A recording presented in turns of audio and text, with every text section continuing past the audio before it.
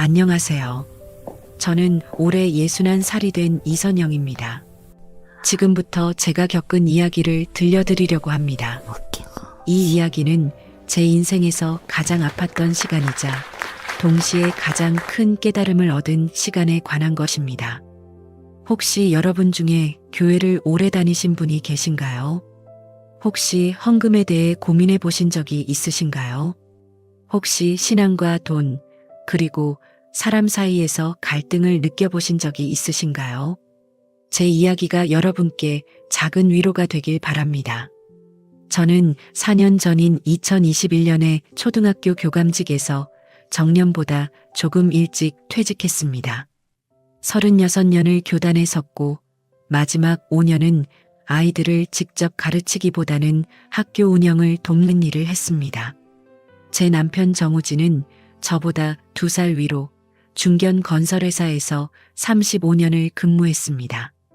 현장 감독으로 시작해서 이사까지 올라간 성실한 사람입니다. 저희 부부는 2097년에 결혼했고 딸과 아들 2자녀를 키웠습니다. 딸 정서연이는 공인회계사로 3년 전에 결혼해서 지금은 회계법인에서 일하고 있습니다. 아들 정민준이는 29살로 IT 기업에 다니며 자취를 하고 있습니다. 두 아이 모두 훌륭하게 자라 독립했고 이제 저희 부부만 서울 강동구에 있는 32평 아파트에서 살고 있었습니다. 저희 부부가 지금 다니는 교회에 처음 발을 들인 건 1995년 3월이었습니다. 결혼하고 2년 후였습니다. 당시 저는 29살이었고 남편은 31살이었습니다. 딸아이가 돌이 막 지났을 때였습니다. 그 교회는 저희 아파트에서 걸어서 10분 거리에 있었습니다. 처음에는 작은 교회였습니다. 3층 건물에 2층을 빌려 쓰는 예배당이었고 성도가 100명도 채 안 되었습니다. 담임 목사님은 당시 35세였던 강민호 목사님이셨습니다. 신학대학원을 갓 졸업하시고 첫 부임지로 오신 젊은 목사님이셨습니다. 설교는 열정적이었고 성도들을 대하는 태도는 따뜻했습니다. 저희 부부는 그 교회가 마음에 들었습니다. 27년입니다. 저희가 그 교회를 다닌 시간입니다. 27년 동안 저희는 거의 빠지지 않고 주일 예배에 참석했습니다. 새벽 기도에도 일주일에 4일은 나갔습니다. 특히 제가 새벽 기도를 좋아했습니다. 새벽 5시에 일어나 어두운 길을 걸어 교회로 가는 그 시간이 저는 좋았습니다. 고요한 예배당에서 기도하며 하루를 시작하는 것이 제 삶의 리듬이 되었습니다. 남편도 출근 전에 시간이 되면 함께 나갔습니다. 저희는 구역 모임에도 빠지지 않았습니다. 한 달에 2번 저희 아파트나 다른 성도 댁에서 모여 찬양하고 기도하고 성경 공부를 했습니다. 때로는 저희 집이 구역 모임 장소가 되기도 했습니다. 저는 떡볶이를 끓이고 김밥을 싸서 성도들을 대접했습니다. 그런 시간들이 행복했습니다. 교회는 점점 성장했습니다. 100명이던 성도가 200명이 되었고 300명이 되었고 2010년쯤에는 500명을 넘어섰습니다. 건물도 옮겼습니다. 2005년에 근처에 더 큰 건물로 이전했습니다. 4층 건물 전체를 교회가 사용하게 되었습니다. 1층은 주차장과 식당, 2층은 본 예배당, 3층은 교육관, 4층은 사무실과 소예배실이었습니다. 강민호 목사님도 나이가 들며 더욱 카리스마가 생겼습니다. 설교는 더 깊어졌고 목소리는 더 힘이 있었습니다. 많은 성도들이 목사님을 존경했습니다. 저도 그랬습니다. 목사님은 저희 가정의 크고 작은 일들을 함께 기도해 주셨습니다. 딸아이가 대학에 합격했을 때도, 아들이 교통사고로 다쳤을 때도, 남편이 승진했을 때도, 제가 교감으로 임용되었을 때도 목사님은 저희와 함께 기뻐하고 함께 걱정해 주셨습니다. 2022년 10월입니다. 그날은 주일이었습니다. 가을 햇살이 스테인드 글라스를 통해 예배당 안으로 쏟아져 들어오던 날이었습니다.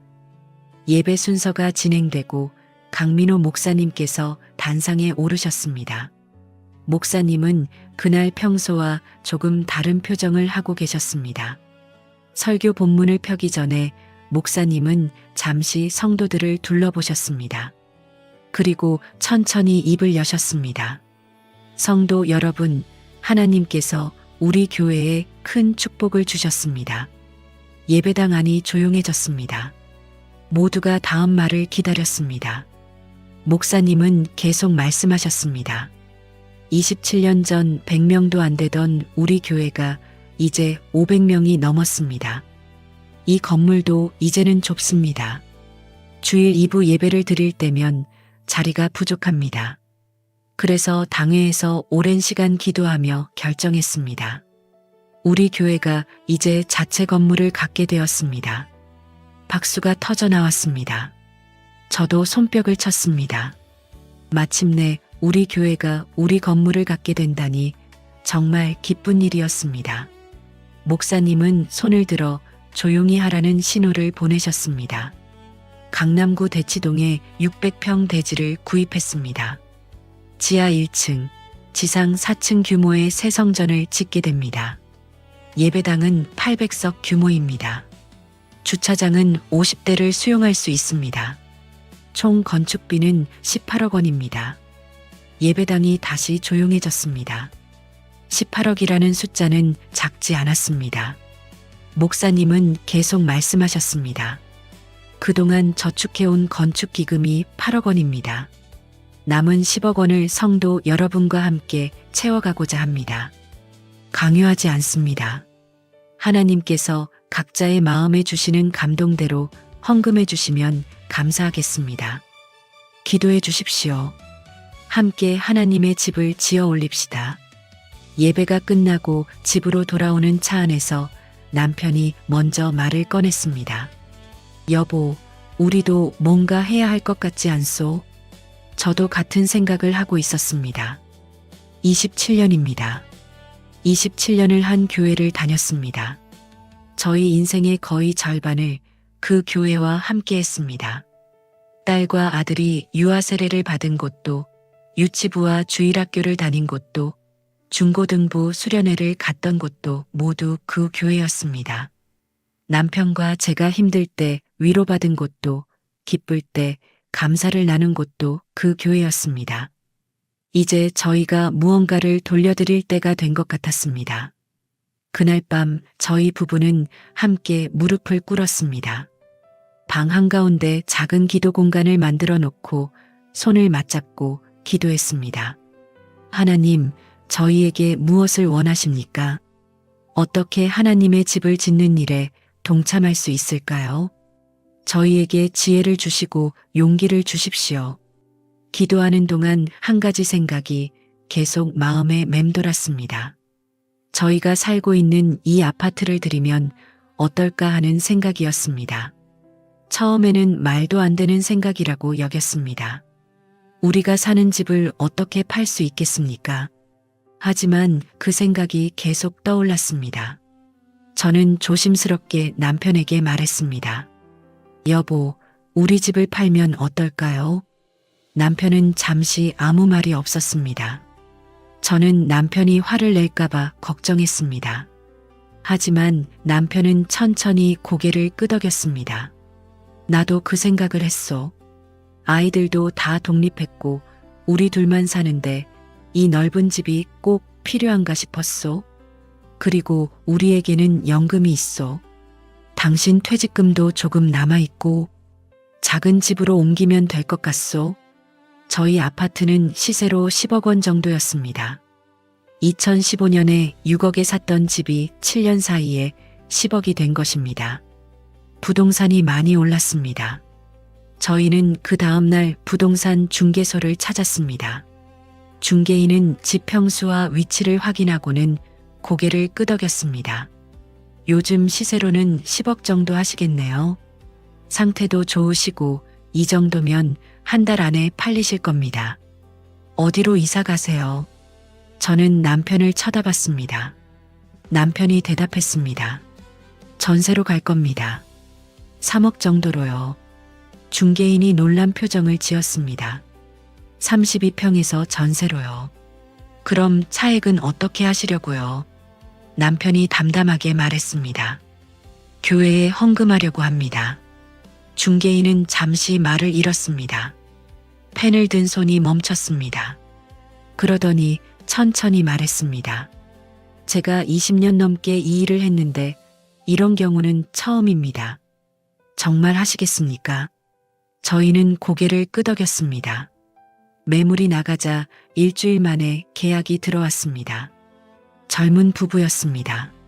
집을 둘러보고는 바로 계약하겠다고 했습니다. 저희는 2개월 후에 집을 비워주기로 했습니다. 계약금 1억이 들어왔고 한 달 후에 중도금 3억이 들어왔고 이사 가는 날 잔금 6억이 들어올 예정이었습니다.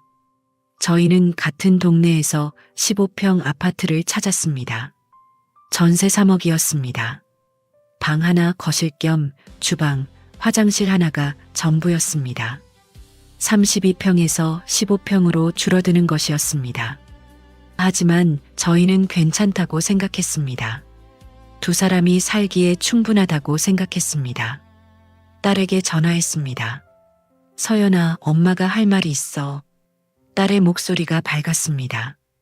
엄마, 무슨 일이에요? 저는 천천히 말했습니다. 엄마 아빠가 집을 팔기로 했어. 잠시 침묵이 흘렀습니다. 그러더니 딸이 물었습니다. 집을요? 왜요? 어디로 이사 가세요? 전세로 갈 거야. 작은 집으로. 딸의 목소리가 높아졌습니다. 전세요? 왜요? 무슨 일 있어요? 저는 숨을 깊이 들이쉬었습니다. 교회에서 새 성전을 짓는데 헌금하려고.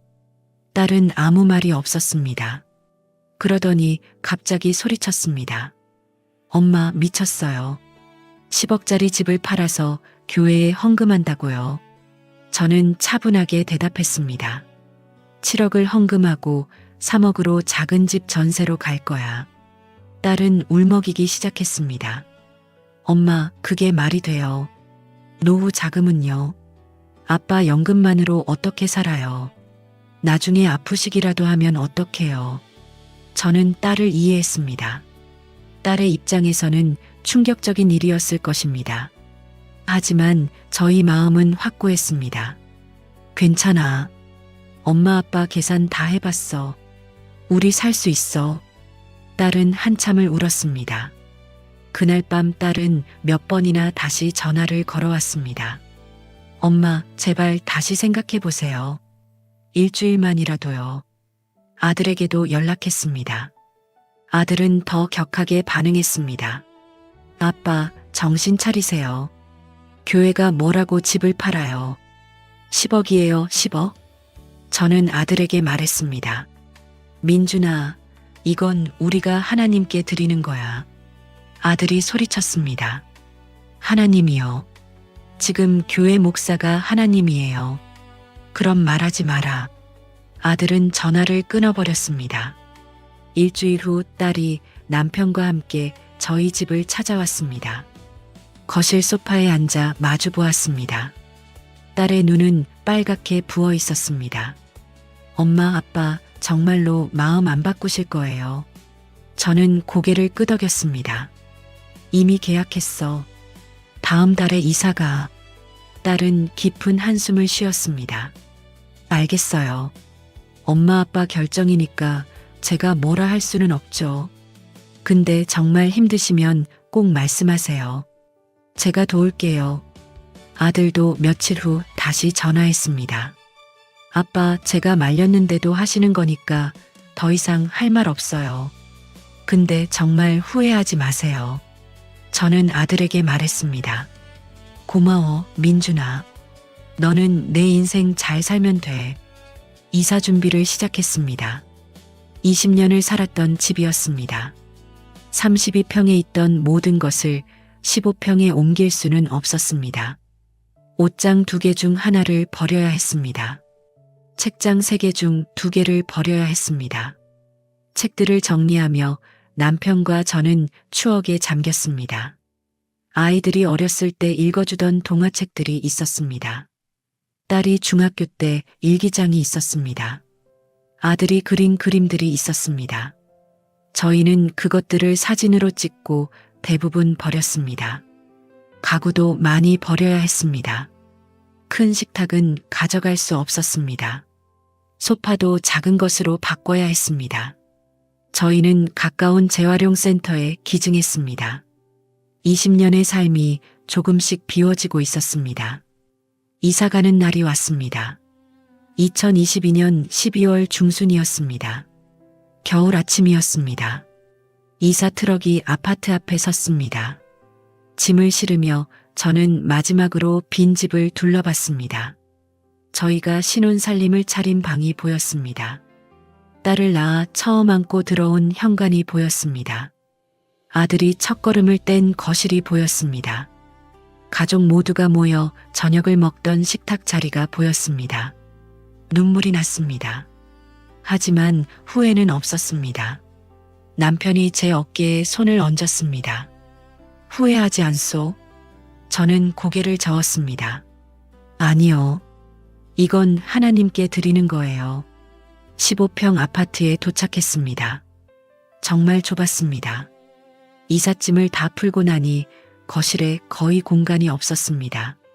침대를 놓으니 방에는 옷장 하나 놓을 공간이 겨우 있었습니다. 부엌 근 2사람이 함께 서기 힘들 정도로 좁았습니다. 하지만 저희는 괜찮다고 생각했습니다. 정리를 하며 저희는 서로를 격려했습니다. 괜찮아요. 우리 둘이 살기에 충분해요. 하나님께서 기뻐하실 거예요. 그날 밤 작은 방에 누워 저는 잠을 이룰 수 없었습니다. 천장이 너무 가까워 보였습니다. 창문이 작아 달빛도 잘 들어오지 않았습니다. 옆집 소음이 그대로 들렸습니다. 하지만 저는 기도했습니다. 하나님 감사합니다. 이 작은 집도 감사합니다. 저희가 한 결정이 옳은 것이라고 믿습니다. 며칠 후 저희는 목사님을 찾아뵀습니다. 교회 사무실로 들어가 목사님 앞에 섰습니다. 목사님, 저희가 결정했습니다. 목사님은 저희를 보며 미소 지으셨습니다. 얼마나 헌금하시려고요? 저는 남편을 보았습니다. 남편이 말했습니다. 저희 아파트를 팔았습니다. 10억에 팔았고 3억으로 작은 집 전세로 이사했습니다. 7억을 헌금하고 싶습니다. 목사님의 눈이 커졌습니다. 잠시 침묵이 흘렀습니다. 그러더니 목사님이 말씀하셨습니다. 10억짜리 집을 팔아서 7억을요. 저는 고개를 끄덕였습니다. 네, 목사님. 저희가 27년을 이 교회를 다녔습니다.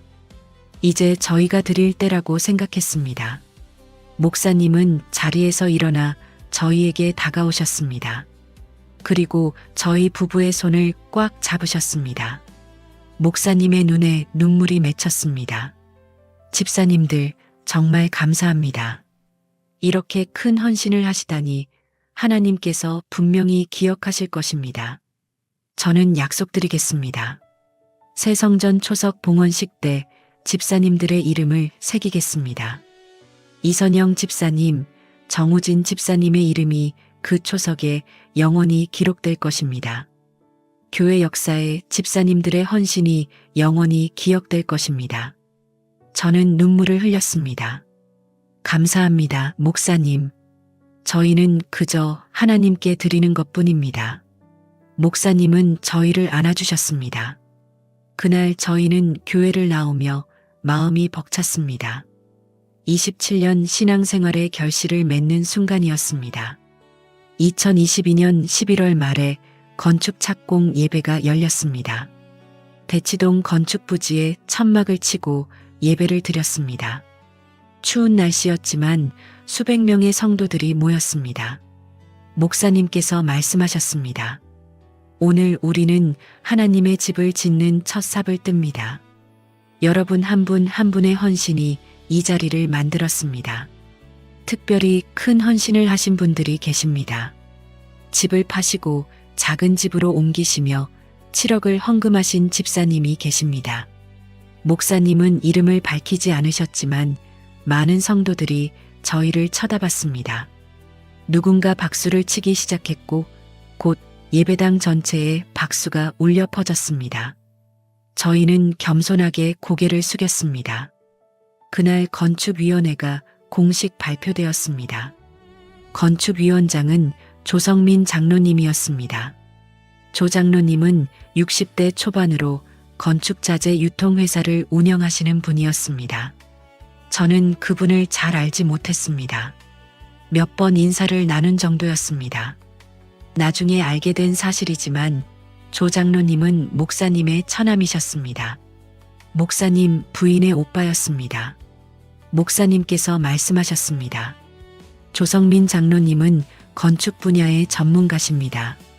40년 넘게 이 일을 하신 분입니다.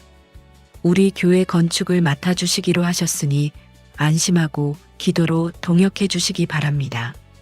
성도들이 박수를 쳤습니다. 공사가 시작되었습니다.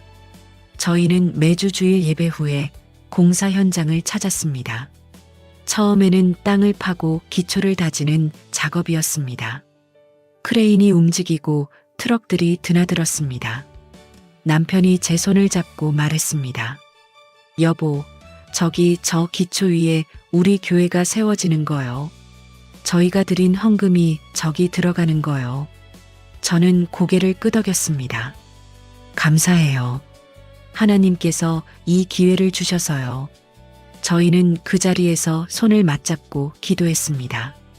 하나님, 이 건물이 하나님의 영광을 위해 쓰이게 하소서. 교회 안에서 저희를 보는 시선이 달라졌습니다. 성도들이 존경 어린 눈빛으로 인사했습니다. 이 집사님 정말 대단하십니다. 집을 파셨다면서요. 저는 못할 것 같아요. 정 집사님 부부 본받고 싶습니다. 저는 겸손하게 대답했습니다. 아닙니다. 저희는 그저 당연한 일을 했을 뿐입니다. 하지만 속으로는 기뻤습니다. 인정받는다는 것이 나쁘지 않았습니다. 구역 모임에서도 저희 이야기가 나왔습니다. 이 집사님 부부처럼 헌신하는 사람들이 교회의 기둥입니다. 저는 미소를 지었습니다. 하지만 실제 생활은 힘들었습니다. 15평 아파트는 정말 좁았습니다. 겨울이 오자 난방비가 부담이 되었습니다. 저희는 온도를 낮추고 두꺼운 옷을 껴입었습니다. 창고를 따로 빌려 짐을 보관해야 했습니다. 한 달에 10만 원이 들었습니다. 여름에는 작은 에어컨 하나로 버텨야 했습니다. 거실과 방을 동시에 시원하게 할 수 없었습니다. 저희는 밤에는 방에서 자고 낮에는 거실에서 지냈습니다. 때때로 남편과 다투기도 했습니다. 좁은 공간에서 서로 부딪히며 살다 보니 사소한 일로 짜증이 났습니다. 남편이 신문을 거실 바닥에 놓으면 제가 걸려 넘어질 뻔했습니다. 제가 부엌에서 요리하면 냄새가 방까지 들어갔습니다. 환기가 잘 안 되었습니다. 어느 날 저희는 또 다투었습니다. 별것 아닌 일이었습니다. 남편이 TV 소리를 너무 크게 틀었고 저는 두통이 있었습니다. 저는 짜증을 냈고 남편도 화를 냈습니다. 당신이 괜히 집을 팔자고 해서. 남편의 그 말에 저는 얼어붙었습니다. 뭐라고요? 당신도 동의했잖아요. 남편은 한숨을 쉬었습니다. 미안하오. 내가 잘못 말했소. 그냥 피곤해서 그래. 저희는 서로를 안았습니다. 미안해요. 나도 짜증내서 미안해요. 우리 조금만 더 참아요. 새 성전 완공되면 다 나아질 거예요. 딸이 가끔 찾아왔습니다. 딸은 문을 열고 들어올 때마다 표정이 어두워졌습니다.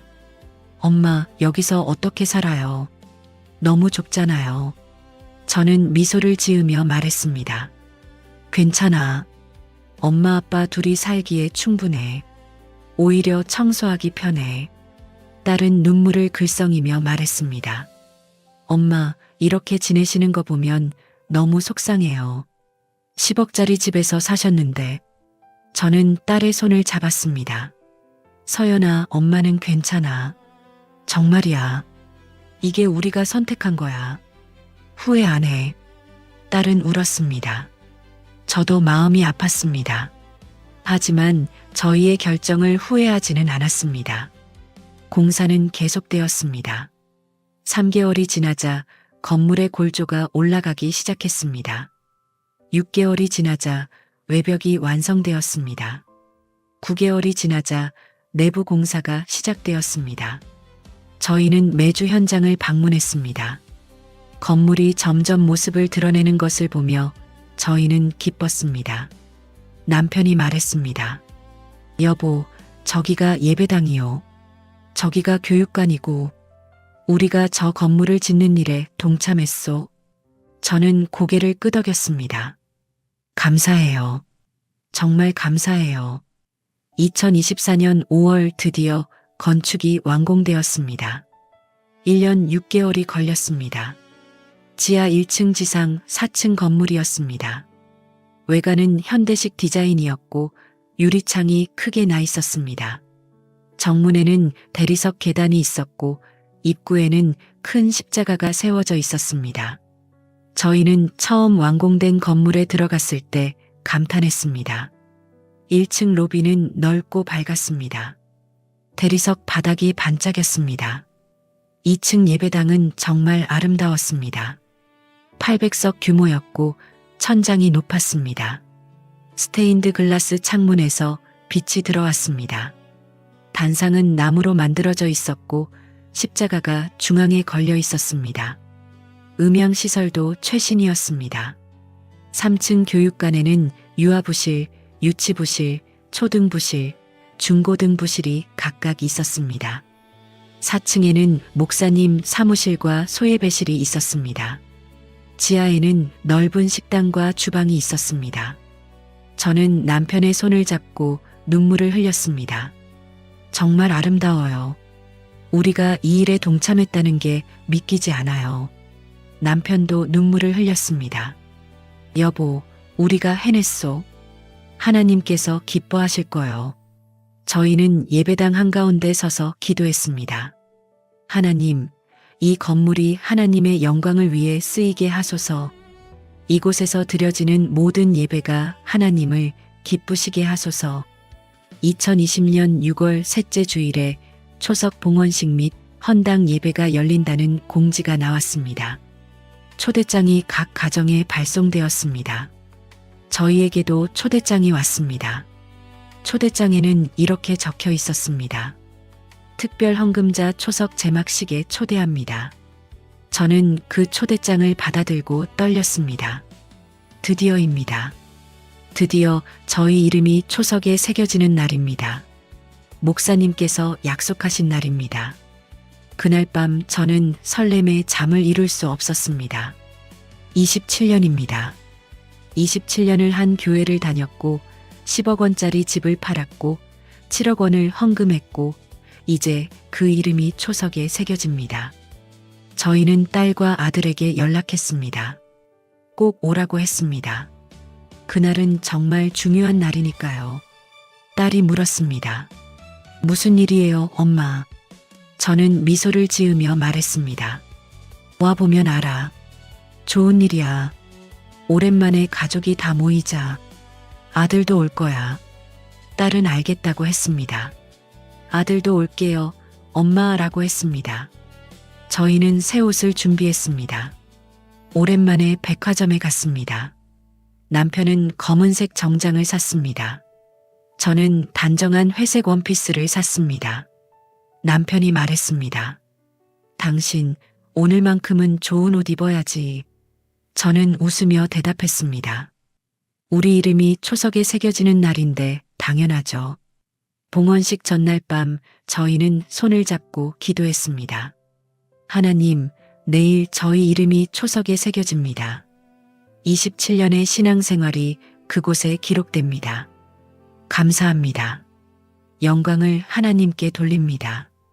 저는 그날 밤 거의 잠을 자지 못했습니다. 설렘과 기대로 가슴이 두근거렸습니다. 새벽에 일어나 거울을 보며 미소를 지었습니다. 오늘입니다. 오늘이 그날입니다. 주일 아침이 밝았습니다. 날씨는 화창했습니다. 구름 한 점 없는 맑은 하늘이었습니다. 저희는 새 옷을 입고 교회로 향했습니다. 딸 부부와 아들도 함께 갔습니다. 차 안에서 딸이 물었습니다. 엄마, 오늘 무슨 날이에요? 왜 이렇게 긴장하세요? 저는 미소를 지으며 말했습니다. 가면 알아. 정말 기쁜 날이야. 아들이 말했습니다. 엄마 아빠 이름이 초석에 새겨지는 거 맞죠? 저는 고개를 끄덕였습니다. 그래. 목사님께서 약속하셨어. 교회 주차장은 이미 차들로 가득했습니다. 평소보다 훨씬 많은 사람들이 와 있었습니다. 다른 교회 목사님들도 10여 명 오셨습니다. 지역 유지들도 보였습니다. 심지어 지역 신문사 기자도 와 있었습니다. 저희는 긴장하며 교회 안으로 들어갔습니다. 일부 예배당에서 헌당 예배가 먼저 열렸습니다. 찬양대 100명이 입장했습니다. 오케스트라 반주가 울려 퍼졌습니다. 저는 그 웅장한 음악을 들으며 눈물을 흘렸습니다. 정말 아름다웠습니다. 목사님께서 설교하셨습니다. 하나님께서 이 건물을 허락하셨습니다. 여러분 한 분 한 분의 헌신이 이 건물을 세웠습니다. 특별히 큰 헌신을 하신 분들께 감사드립니다. 이 성전이 하나님의 영광을 위해 쓰이기를 기도합니다. 예배가 끝나고 초석 제막식을 위해 모두 밖으로 나갔습니다. 건물 입구 옆 야외 정원에 사람들이 모였습니다. 그곳에는 붉은 천으로 덮인 커다란 대리석이 놓여 있었습니다. 가로 2m, 세로 1m 정도 되어 보였습니다. 저희 가족은 앞줄에 섰습니다. 딸이 제 손을 꽉 잡았습니다. 엄마, 떨려요. 정말 떨려요. 저도 떨렸습니다. 심장이 터질 듯이 뛰었습니다. 사회자가 마이크를 잡았습니다. 이제 우리 교회 새 성전의 초석을 공개하겠습니다. 이 초석에는 건축에 특별히 헌신하신 분들의 이름이 새겨져 있습니다. 찬양대가 노래하기 시작했습니다. 주의 집에 거하는 자는 복이 있도다. 2명의 집사님이 나와서 붉은 천을 잡았습니다. 저는 숨을 참았습니다. 천이 천천히 벗겨지기 시작했습니다. 붉은 천이 한쪽으로 거쳤습니다. 대리석 초석이 드러났습니다. 햇빛에 반짝이는 금박 글씨들이 보였습니다. 저는 눈을 크게 떴습니다. 초석에는 이렇게 쓰여 있었습니다. 예수 그리스도를 머릿돌 삼아 주님의 집을 세우신 분들. 그 아래 이름들이 새겨져 있었습니다.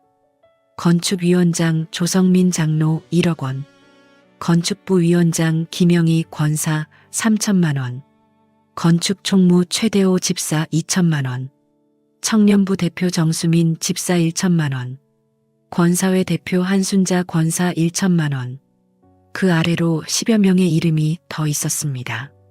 저는 눈을 비볐습니다. 다시 보았습니다. 제 이름이 없었습니다. 남편 이름도 없었습니다. 저희는 어디에도 없었습니다. 맨 아래 작은 글씨로 이렇게 적혀 있었습니다.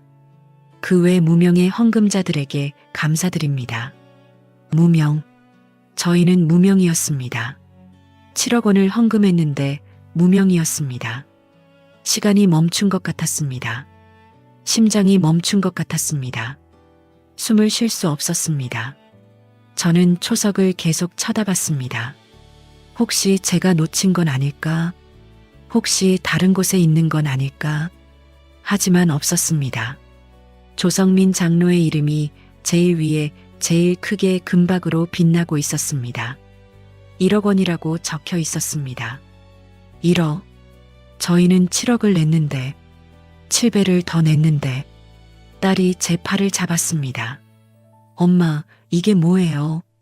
왜 엄마 아빠 이름이 없어요? 딸의 목소리가 떨렸습니다. 아들도 믿을 수 없다는 표정으로 말했습니다. 이게 말이 돼요. 7억을 냈는데 무명이라고요. 저는 아무 말도 할 수 없었습니다. 입술이 바짝 말라붙었습니다. 목소리가 나오지 않았습니다. 주변 사람들의 목소리가 들렸습니다. 이 집사님 이름은 없네. 분명히 집 파셨다며 7억 내셨다는데 조 장로님은 1억인데 이상한데 왜 없지? 저는 다리에 힘이 풀렸습니다. 무릎이 꺾였습니다. 딸이 저를 붙잡았습니다. 조성민 장로님이 단상에 올라 마이크를 잡았습니다. 하나님께 영광 돌립니다. 부족한 저에게 이런 기회를 주셔서 감사합니다. 1억 원이 큰 돈은 아니지만 정성껏 드렸습니다. 이 모든 것이 하나님의 은혜입니다. 박수가 터져 나왔습니다. 사진을 찍는 플래시가 터졌습니다. 저는 그 장면을 멍하니 바라봤습니다. 제막식이 끝나고 사람들이 축하 인사를 나누었습니다. 조 장로님 주변으로 사람들이 몰렸습니다. 장로님 정말 대단하세요. 1억이요. 저는 그 모습을 보며 눈물이 흘러내렸습니다. 사람들이 다 흩어진 후에도 저희 가족은 초석 앞에 서 있었습니다. 저는 무릎을 꿇고 초석을 손으로 만졌습니다. 차가운 대리석이 느껴졌습니다. 금박 글씨를 하나하나 손가락으로 따라가 봤습니다. 조성민 장로 1억 원. 제 손가락이 그 글씨 위를 지나갔습니다. 눈물이 뚝뚝 떨어졌습니다. 초석 위로 떨어진 눈물이 금박을 적셨습니다. 딸이 제 옆에 앉으며 저를 안았습니다. 엄마, 아들이 떨리는 목소리로 말했습니다. 이건 사기예요. 명백한 사기라고요. 남편이 주먹을 불끈 쥐었습니다. 목사님께 물어봐야겠소. 집으로 돌아오는 차 안은 침묵으로 가득했습니다. 아무도 말이 없었습니다. 딸은 뒷좌석에서 계속 울었습니다. 저도 눈물을 멈출 수 없었습니다. 15평 작은 집에 도착했습니다. 저는 방으로 들어가 문을 닫았습니다. 침대에 누워 이불을 뒤집어 썼습니다. 소리 없이 울었습니다. 27년입니다. 27년을 한 교회를 다녔습니다. 10억 원짜리 집을 팔았습니다. 7억 원을 헌금했습니다. 32평에서 15평으로 줄였습니다. 그런데 제 이름은 어디에도 없었습니다. 무명이었습니다. 거실에서 가족들의 대화 소리가 들렸습니다. 딸이 말했습니다. 아빠 고소해야 해요. 이건 사기예요. 분명히 약속했잖아요. 아들도 말했습니다. 목사님이 거짓말한 거예요. 초석에 이름 새긴다고 했잖아요. 남편이 말했습니다. 내일 아침에 목사님께 직접 물어보겠소. 저는 이불 속에서 계속 울었습니다. 믿을 수가 없었습니다. 이럴 수가 있습니까? 하나님 왜입니까? 왜 이렇게 하십니까?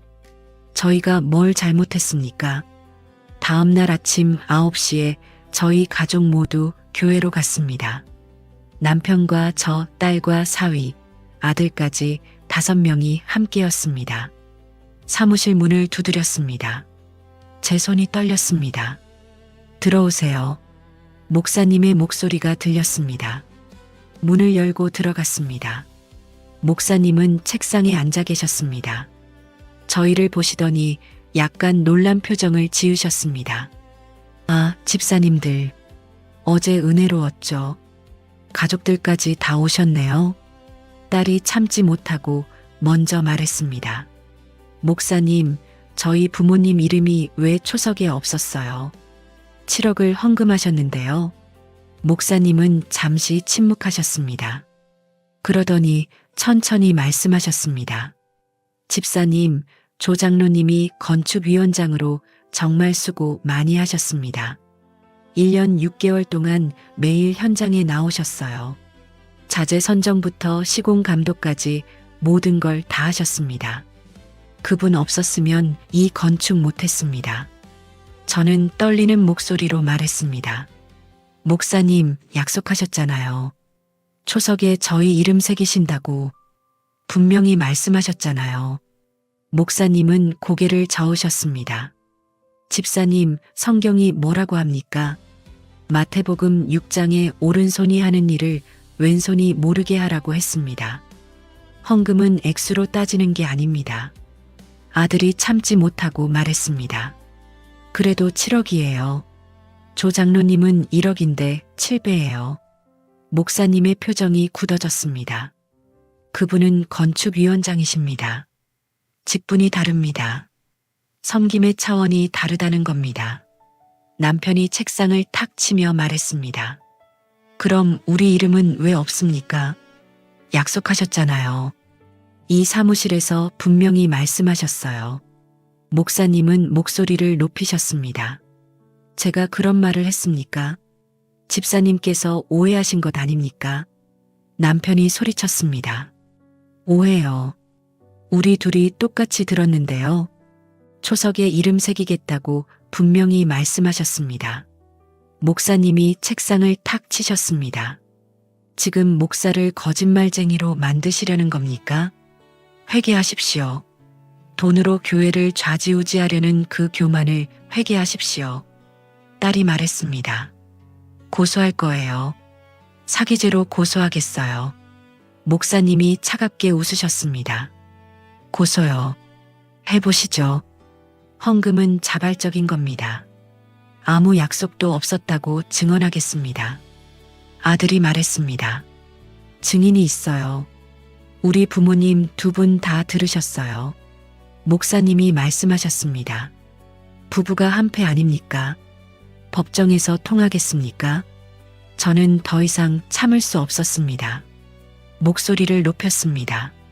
목사님, 저희가 27년을 이 교회를 다녔습니다. 10억짜리 집을 팔았어요. 32평에서 15평으로 줄였다고요. 그런데 무명이라고요. 목사님은 자리에서 일어나셨습니다. 나가보시죠. 이 이상 대화하면 교회에 해만 됩니다. 저희는 더 이상 할 말이 없었습니다. 허탈하게 사무실을 나왔습니다. 복도에서 저는 주저앉았습니다. 다리에 힘이 없었습니다. 딸과 아들이 저를 부축했습니다. 엄마, 일어나세요. 저는 울부짖었습니다. 믿을 수가 없어. 27년을 다녔는데 남편이 저를 안았습니다. 여보, 집에 가자.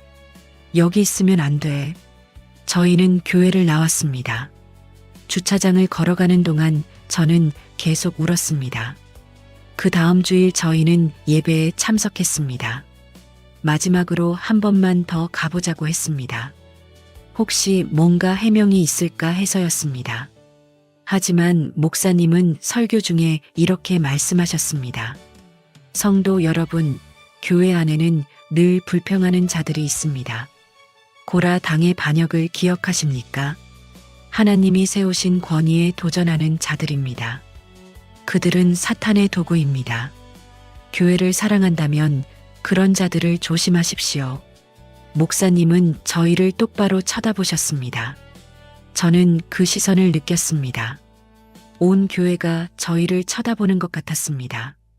예배가 끝나고 성도들이 저희를 피했습니다. 아무도 인사하지 않았습니다. 복도에서 마주치면 고개를 돌렸습니다. 일주일 후 구역장에게서 전화가 왔습니다. 집사님, 이번 구역 모임은 집사님 댁 말고 다른 곳에서 하기로 했어요. 저는 아무 말도 할 수 없었습니다. 카카오톡 단체방에서 강퇴당했습니다. 주일학교 교사직도 해임되었습니다. 구역 총무직도 해임되었습니다. 교회에서 저희는 투명인간이 되었습니다. 복도에서 수군거리는 소리가 들렸습니다. 돈 때문에 저러시는데 7억 냈다고 교회 주인 행세하려는 거래.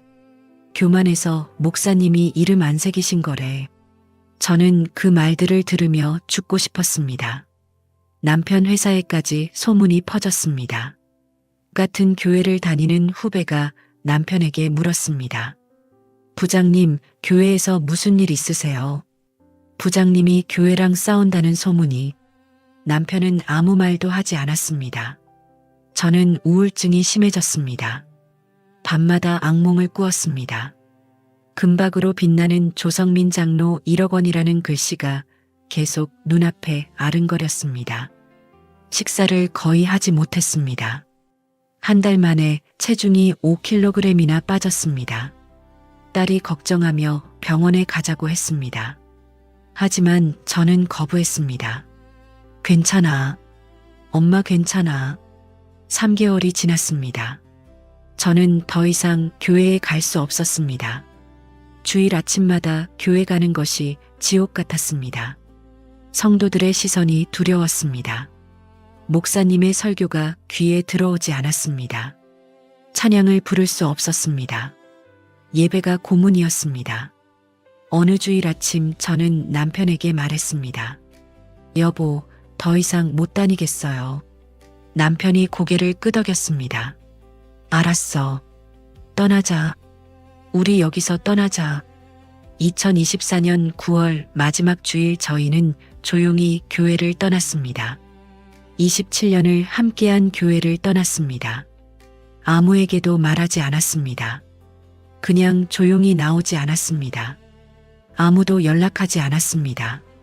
구역장도 권사님들도 함께 봉사했던 집사님들도 아무도 저희에게 연락하지 않았습니다.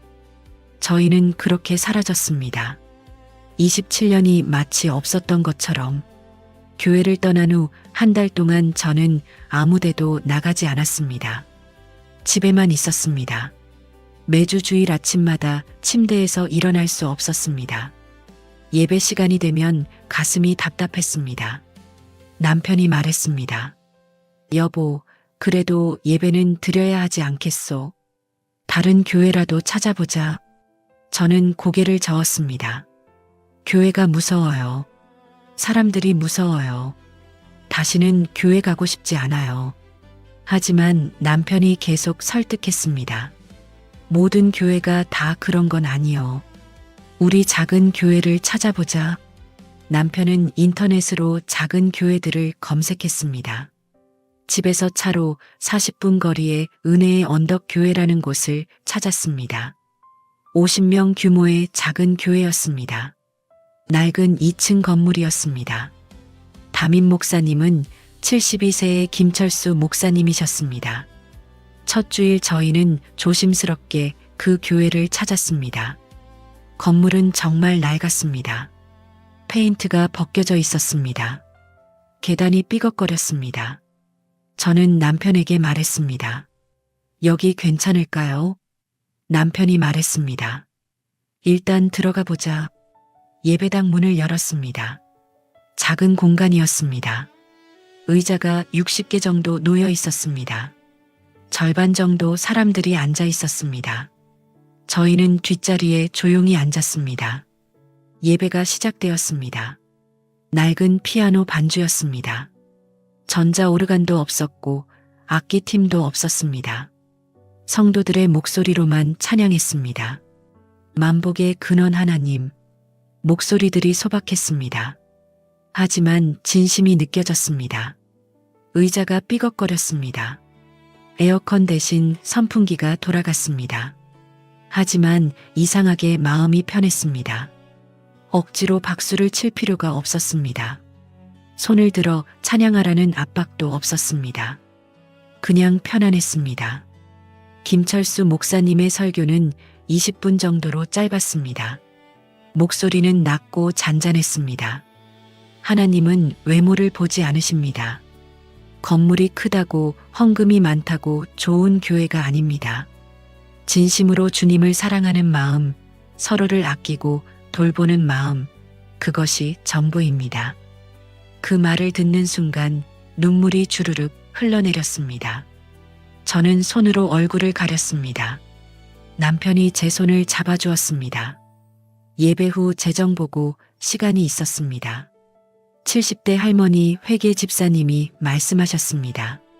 지난주 헌금 230만 원, 전기료 45만 원, 가스비 28만 원, 성교비 100만 원, 불우이웃 돕기 50만 원, 잔액 47만 원입니다. 투명하게 모든 것을 공개했습니다. 장부를 프린트해서 성도들에게 나눠주었습니다. 저는 충격을 받았습니다. 이렇게 할 수도 있구나. 예배가 끝나고 김 목사님이 저희에게 다가오셨습니다. 처음 오셨죠? 환영합니다. 부담 갖지 마시고 편하게 다니세요. 이름도 묻지 않으셨습니다. 어디서 왔는지도 묻지 않으셨습니다. 그냥 따뜻한 미소만 지으셨습니다. 저는 그 미소에 또 눈물이 났습니다. 집으로 돌아오는 차 안에서 남편이 물었습니다. 여보, 여기 어때요? 저는 고개를 끄덕였습니다. 좋아요. 마음이 편했어요.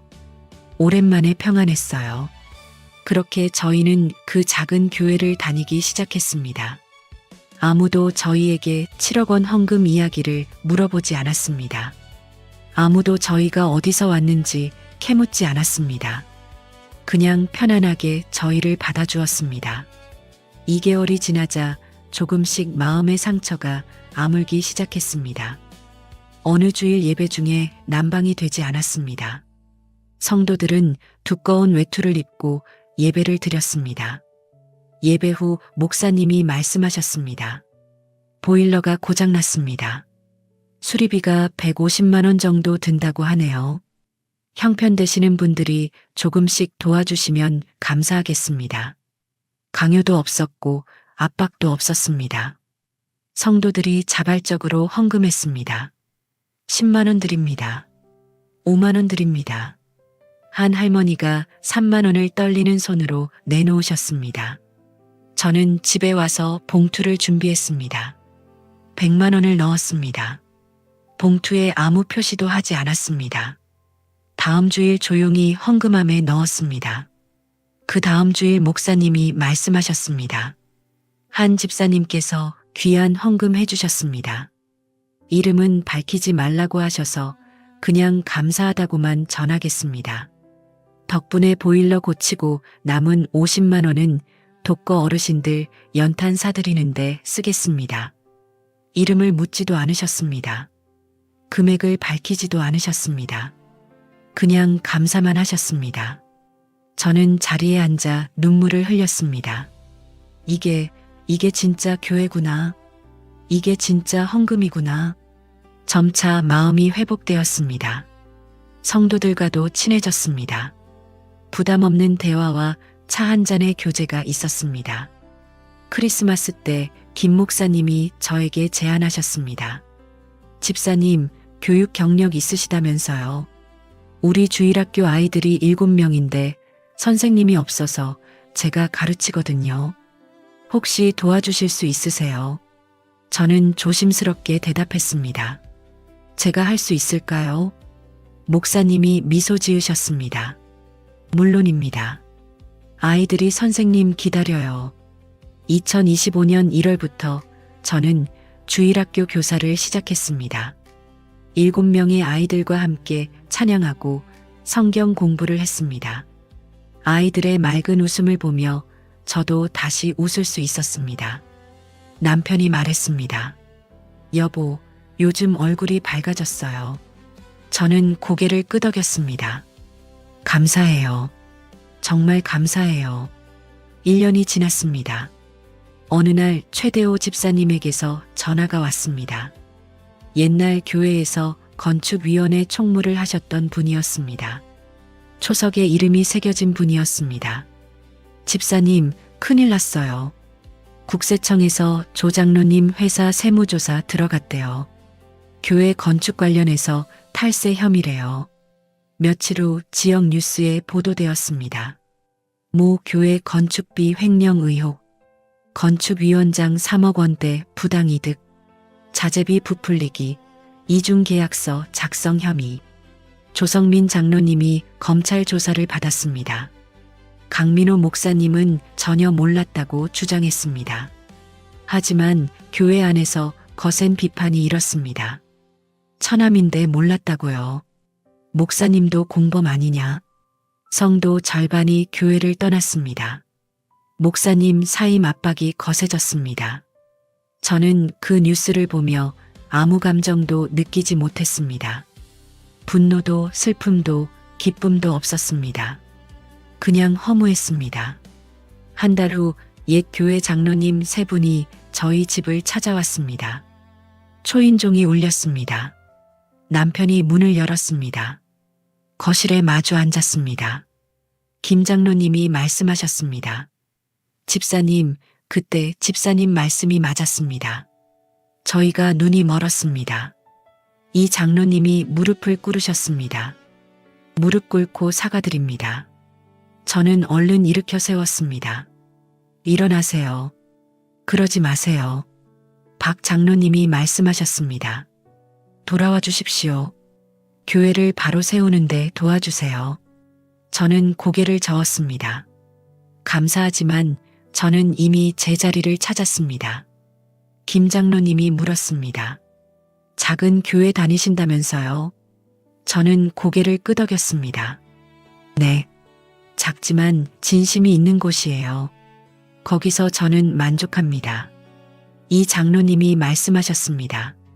그래도 27년을 다닌 교회인데 남편이 말했습니다. 27년이 중요한 게 아닙니다. 진실이 중요하죠. 장로님들은 더 이상 말씀하지 못하셨습니다. 김 장로님이 말씀하셨습니다. 용서해 주십시오. 저는 고개를 끄덕였습니다. 진작 용서했어요. 미워하며 사는 건 저한테 독이에요. 용서해야 제가 자유로우니까요. 장로님들과 악수를 나누고 작별했습니다. 장로님들이 돌아가신 후 남편이 물었습니다. 여보, 괜찮아? 저는 고개를 끄덕였습니다. 네. 속이 시원해요. 정말로 속이 시원했습니다. 미움과 원망을 내려놓으니 마음이 가벼워졌습니다. 오늘 아침입니다. 저는 주일학교 교실로 들어갔습니다. 7명의 아이들이 저를 기다리고 있었습니다. 선생님, 오늘은 무슨 찬양이에요? 만복의 근원 하나님 어때? 좋아요. 아이들의 천사 같은 목소리가 울려 퍼졌습니다. 만복의 근원 하나님 온 백성 찬송해. 예배 시간이 되어 본당으로 갔습니다. 김철수 목사님께서 설교하셨습니다. 마태복음 6장 20절입니다. 보물을 하늘에 쌓아두라. 이 땅의 명예는 다 사라집니다. 녹이 슬고 좀이 먹고 도둑이 훔쳐갑니다. 하지만 하늘에 쌓은 보물은 영원합니다. 저는 마음속으로 깨달았습니다. 내 이름이 초석이 아니라 하늘에 기록됐구나. 사람이 아니라 하나님께서 아시는구나. 예배 후 지하 식당에서 함께 식사했습니다. 김치찌개와 밥과 김치가 전부였습니다. 할머니, 할아버지들과 둘러앉았습니다. 집사님, 반찬 더 드세요. 감사합니다, 할머니. 웃음이 가득한 식탁이었습니다. 집으로 가는 차 안에서 남편이 물었습니다. 여보, 후회하지 않소? 저는 고개를 저었습니다. 아니요. 전혀요. 오히려 감사해요. 정말이었습니다. 10억짜리 집은 사라졌지만 저는 그 어느 때보다 행복했습니다. 27년을 다닌 교회는 떠났지만 진짜 교회를 찾았습니다. 초석에 제 이름은 없었지만 하늘에는 분명히 기록되어 있을 것입니다. 저는 창밖을 바라봤습니다. 파란 하늘에 흰 구름이 떠 있었습니다. 아름다웠습니다. 이 작은 집에서, 이 작은 교회에서 저는 진짜 보물을 찾았습니다. 그것은 돈으로 살 수 없는 것이었습니다. 평안이었습니다. 자유였습니다. 진실이었습니다. 여러분께 묻고 싶습니다. 진짜 교회란 무엇일까요? 건물이 크고 화려한 곳일까요? 헌금이 많고 성도가 많은 곳일까요? 아닙니다. 진심이 있는 곳입니다. 서로를 아끼고 돌보는 곳입니다. 투명하게 모든 것을 나누는 곳입니다. 이름을 새기지 않아도 하나님께서 아시는 곳입니다. 7억 원을 잃었지만 저는 더 큰 것을 얻었습니다. 진짜 신앙이 무엇인지 알게 되었습니다. 하나님께 드리는 것은 대가를 바라는 것이 아니라는 것을 배웠습니다. 초석에 이름이 새겨지는 것보다 하늘에 이름이 기록되는 것이 더 중요하다는 것을 깨달았습니다. 목사님, 7억은 어디 갔습니까? 저는 이제 그것이 중요하지 않다는 것을 압니다. 중요한 것은 제가 하나님께 진심으로 드렸다는 것입니다. 초석에 1억이라 쓰인 이유도 이제 이해합니다. 이 세상의 기준과 하나님의 기준이 다르다는 것을 배웠습니다. 15평 작은 집으로 돌아왔습니다.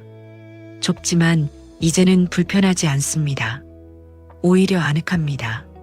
남편과 마주 앉아 차를 마셨습니다. 창밖으로 석양이 보였습니다. 하늘이 붉게 물들었습니다. 아름다웠습니다. 저는 남편의 손을 잡았습니다. 행복해요. 정말 행복해요. 남편도 미소를 지었습니다. 나도 그래요. 하나님께서 저희에게 주신 진짜 선물은 새 성전이 아니었습니다. 초석에 새겨진 이름도 아니었습니다.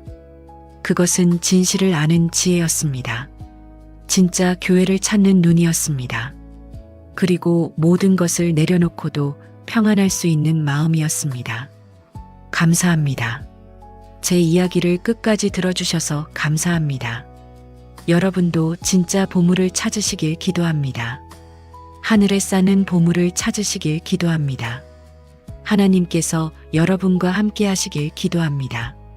감사합니다.